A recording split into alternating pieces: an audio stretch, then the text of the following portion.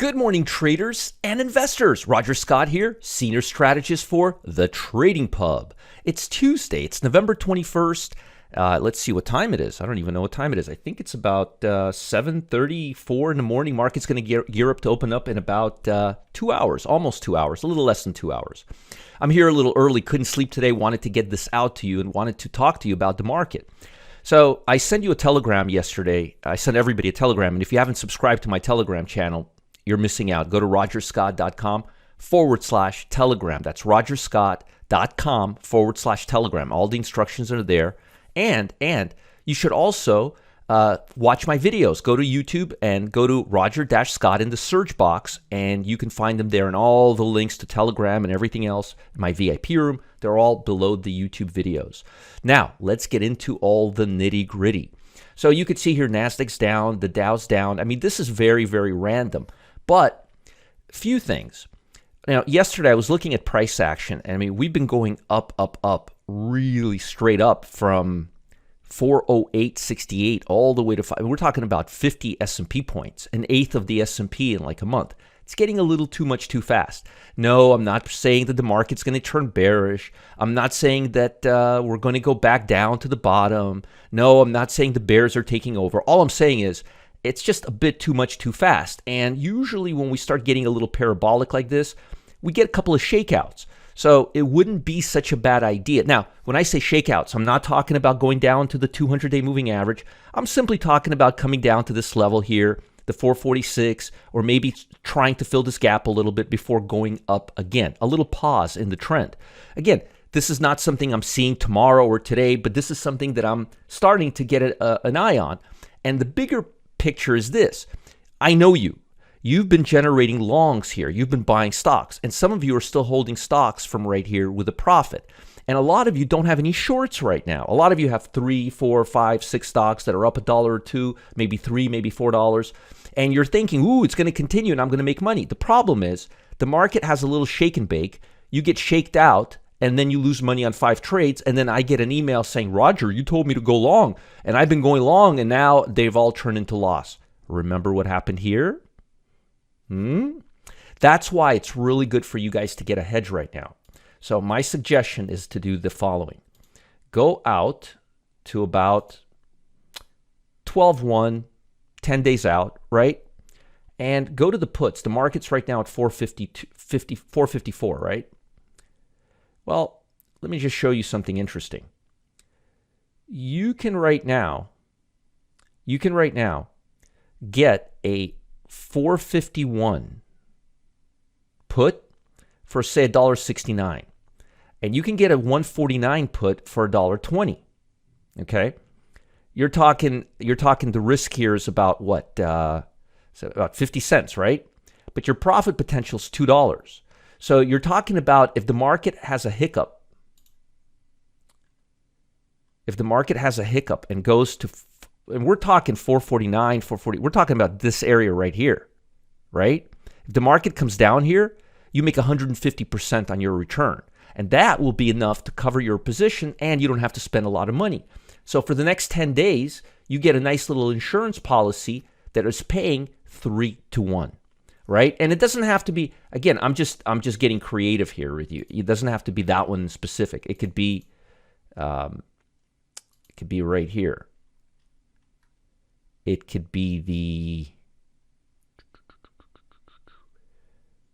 even be right here. How about this? Look at this. 449, 447.50. Look at this.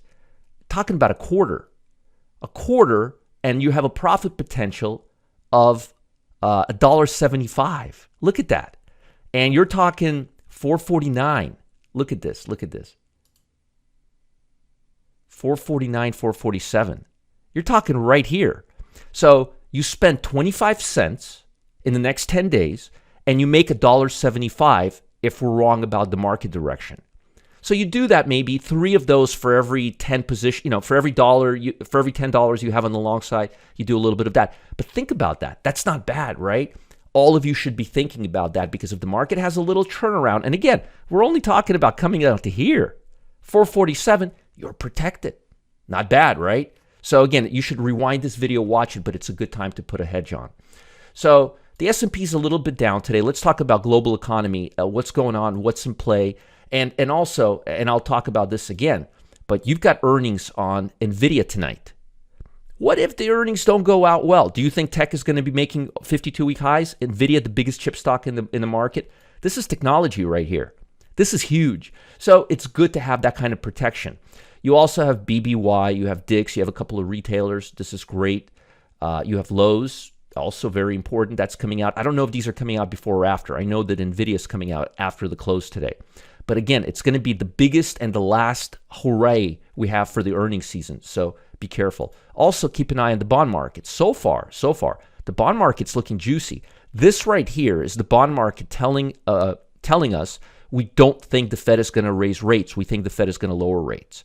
If it goes down, it means we think that the bond market, that the Fed is going to keep rates steady for a while, but not really do anything. So again, this is pricing in. This is a long bond. This is pricing in over a 10-year bond. But again, look at this trajectory. And if we start breaking down, you know exactly what that means. And that's very, very, very, very negative. As far as data, we've got existing home sales today. This will be good because I think last week, late last week, we had housing starts. Housing starts came better than expected. And if existing home sales comes out better than expecting, it can give real estate, especially with interest rates going down, remember, bonds going up, interest rates going down, it can give the real estate sector, which is right at the 100-day, a little oomph.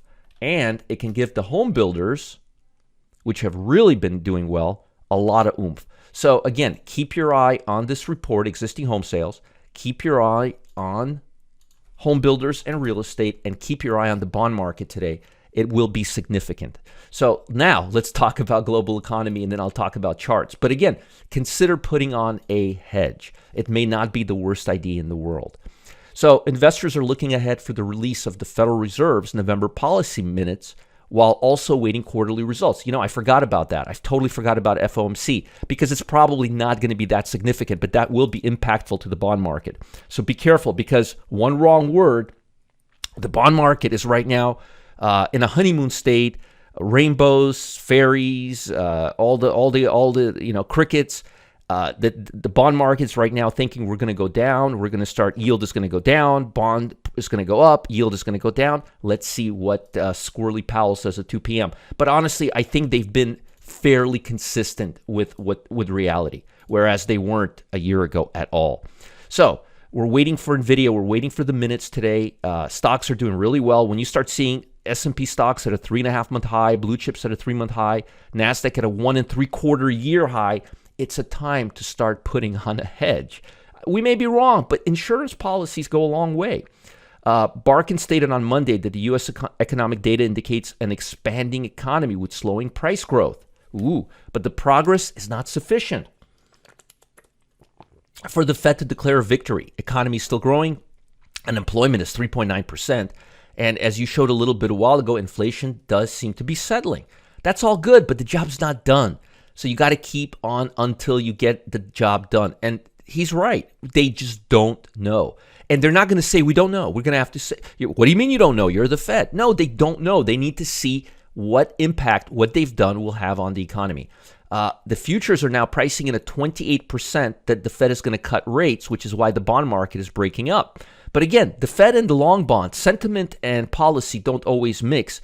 And if we find out that the Fed is not thinking that, this comes down. But right now, this is really good for real estate, consumer staples, anything that's very interest rate sensitive. Okay. We got Autodesk, Hewlett Packard. I didn't even know about Hewlett Packard. Best Buy, a big retailer right here, has a big influence. Dick's, I like Dick's. I shop there for my tennis shoes all the time. Existing home sales are coming out. Let's see if the numbers are better than expected. I'm actually expecting pretty good numbers. Europe is down just a hair, waiting for ECB and Federal Reserve. China closed just below the flat line. Very little, as you can see here, Europe and China, very little trading direction. Everybody's waiting for NVIDIA right now. Short holiday week in the U.S., closed slightly lower. It looks like we're not getting any tailwind from Europe, from China, or from Japan, as the yen's rebound against the dollar prompted a sell-off in export-oriented stocks. So again, holiday, Fed speaking, NVIDIA earnings. I don't think market is going to be very directional this morning. And if it is very directional, watch out for that, because that's a big, big red flag, because there's a lot of unknown, a lot of uncertainties in the next 24 hours.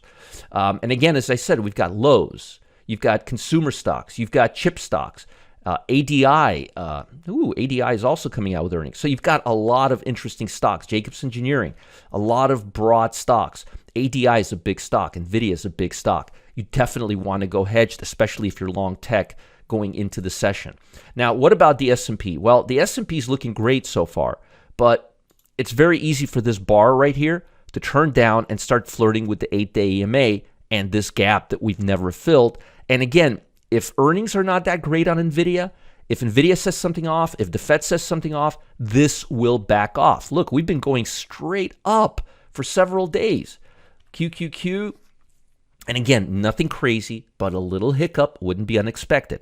Same thing with the Nasdaq. Nasdaq is at a 1 3/4 year high. We're almost at all-time highs. Well, we're going into a bear market. Remember last year, we're going into a bear market. Bear market. I said, no, this is the bottom. And I remember telling you guys right here, by the way, right here, right here that the market bottomed out. Look at ARK. I drew a line with ARK. I'll show you that line right there. I drew this line back in about a year and a half ago. Yes, and that line's still been here. And if you've been with me that long, you know that I'm not messing around. See, that's a good thing right here, that we're starting to get more consolidation instead of downside. That means small cap speculative stocks are starting to bottom out. This is very good, because the longer you go sideways, the higher the odds are you're going to go up or down. But in this case, I think we've bottomed out. I think the market is ready to go higher, especially with the smaller speculative stocks consolidating like this. This is a good sign. If you look here, you'll see they're right where they were before. And by the way, that's how I knew that was the bottom, because this rodeo was done. So I think the next step is upside, not downside. But again, the markets are very, very vulnerable right now. And if you look at the Dow Jones, you'll see that there is some vulnerability. And I'm not saying it because we've been going straight up. I'm saying it because we're still not at the top. We're at a major resistance level on the Dow Jones right here. And things can get a little rough before we get out of this mess, especially with NVIDIA earnings on the table. Now, looking at sectors, let me just go to sectors real quick. And you could see right here, technology, home builders, retail, very speculative. But then you've got utilities here. On a 3-week, semiconductors, home builders, technology, real estate, consumer discretionary, now that's right there. That's starting to look good. And the Russell. So you could clearly see that the tech stocks have been outperforming blue chips by a very strong margin. And that may shift if NVIDIA numbers are bad, or if China comes out with something. You know the second shoe always drops right where we're making swing highs. So again, technology has been leading. Blue chips have been lagging. Now let's talk about giving you guys a strong stock and a weak stock. So let's take a look at some stocks. Well, we don't have to go very far. Microsoft looks amazing over here. All right. Microsoft looks really good today. Can't talk about NVIDIA because NVIDIA is coming out with earnings, so we can't do that, but it looks amazing. Uber still looks really good. Remember what I told you right here, that it's in line to be part of the S&P 500. Whether it happens or not, nobody knows, but this looks good. And Disney. So I like Disney, I like Uber, and I like Microsoft. That's what I'm liking. Now to the downside, there's not much there right now. I'll tell you a couple of stocks that I like to the downside. Bristol Myers, what a crappy stock, right? I like this stock to the downside. I like this stock to the downside. We're actually short this stock right now. I'm short this stock. So these two stocks and possibly NE. Let me look at NE on a chart here. NE. No. So those two stocks, BMY and LTHM. Those are the shorts that I would put on right now. Be very, very careful today. You've got a lot of big earnings on the table. Markets may lose a little bit of stability or soften up. A little hedge is not the worst idea. I'll keep you posted, and keep your eye on the bond market. If this bond market folds down, bad for stocks. If this bond market rallies, good for stocks. Now, before I let you guys go, folks, I've been leveraging my new Pro Trader dashboard for all my trading since the summer, and the results, well, they kind of speak for themselves. I think we have like a 96% win rate. It's silly. It really is. So this is no run-of-the-mill indicator or scanner. This is not what this is. It might seem like there's a lot to take in, but trust me, it's incredibly straightforward and easy to use. First, I start trading my day at 10 a.m. after giving the market 30 minutes to show its hand. This allows me, the dashboard and me, to gauge the stock's average true return, see what's going on, run a scan with top stocks, keep an eye on the green and red arrows. There you got the signal for when to jump in and out of trades. And here's the kicker. It even pinpoints first and second profit targets and gives you a stop loss. Say goodbye to trading in the dark. Get a full blueprint for where to put your exit, where to put your stop, where to put your profit target, whether the stock is a buy, whether the stock is a sell. Take away all the monkey business from your trading. I know you're eager to dive in. Click the link below, discover more. This has been my most successful program, probably times 10. And remember, I'd rather be trading. You guys have a great day. If you have any questions, roger@rogerscott.com. Make sure to subscribe to my Telegram channel, rogerscott.com/Telegram. And if you can't find me in YouTube, go to YouTube and go to Roger-Scott, and it'll show up the channel, and subscribe to it. You'll get these videos right away. I hope you guys have a fantastic day. Be careful today. Put your trading helmet on, okay? Bye. Have a great day.